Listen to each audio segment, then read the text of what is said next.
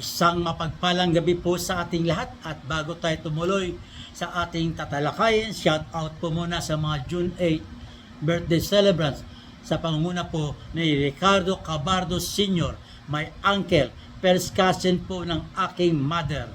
Kay Noel Diodoco, Roger Banyares, Benjo Viola, Joel Santos Cayetano, Robin Medina, ganun din po kay Nan Romero, Dudong Katibag, Edres Maswal Ahmad, Joel Lacuarin, Mike Belsonce, at kay Rogelio Banyares. Ganun din po shout out sa mga June 9 birthday celebrants kina Desmond Kim Padilla, Andrew Orsia, John Marvin Santos, Sadat Lamagan, Myra Roon, at Dino Ragomio Ibardo Lasa Sr. Maligayang kaarawan po sa inyong lahat. Ang ating po tatalakayin sa gabing ito ay ang Article 39, ang fighting. Kanina pong umaga ay maraming tumawag sa akin at nag-send ng private message tungkol sa napanood nilang video sa YouTube about do sa siyam na free throws.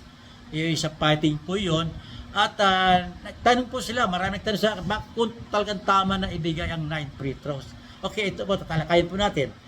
Ayon sa Article 39.3.1, kahit ilan ang mga tao o players na na-disqualified na umalis sa kanilang team bench area, isang technical foul lamang ang igagawad sa head coach. Okay? Ibig sabihin po sa English po yun ay irrelevant number sa person who leave the team bench area.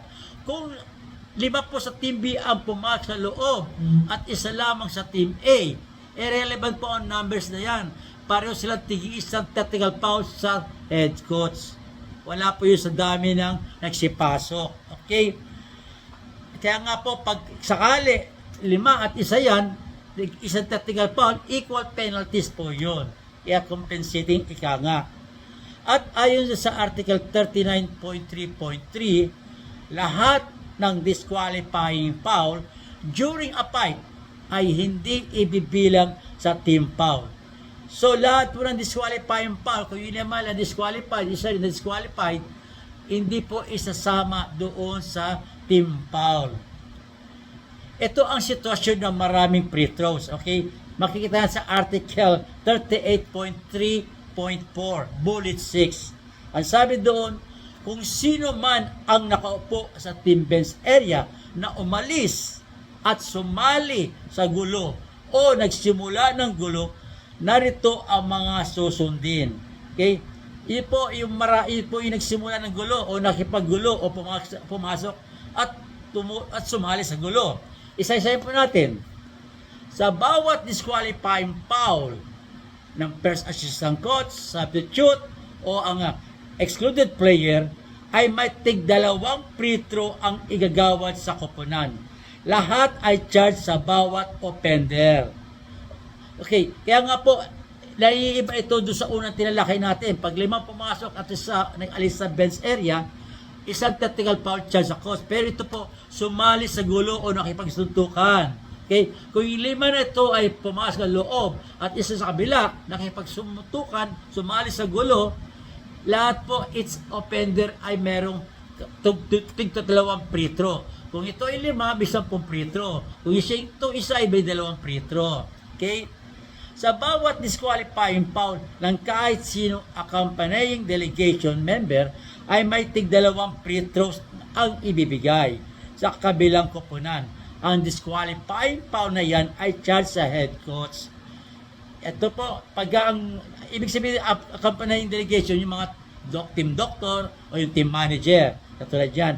Pag na-disqualified sila, tinapon din sila, 2 free throws din po. Pero ang disqualifying foul nila ay charged sa head coach. Not like doon sa unang tinalakay natin na charged sa lahat ng offender. Okay? Pero ang disqualifying foul ng accompanying member na charge sa head coach ay hindi maibibilang na automatic disqualification ng head coach. So, ibig sabihin, yung disqualifying foul ng accompanying delegation member ay charge po yun sa head coach na disqualifying foul. Pero hindi siya automatic na mata-thrown out o may eject. No? And then, all free throws penalty ay dapat igawad unless may equal penalties na ika-cancel.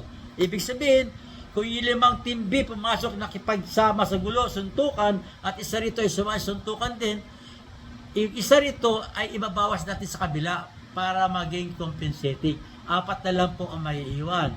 So yung 4 na yun, magkakaroon sila ng 8 free throws with no line up at ball possession pa rin nila. Yan po ang ating talakayin sa gabing ito at naway na unawaan natin. Hanggang sa muli, huwag po natin kalimutan mag-like, mag-share, mag-follow at mag-share sa aking YouTube channel. Ito po ang inyong abang lingkod, former FIBA referee, Eto Kamorongan. Bye-bye!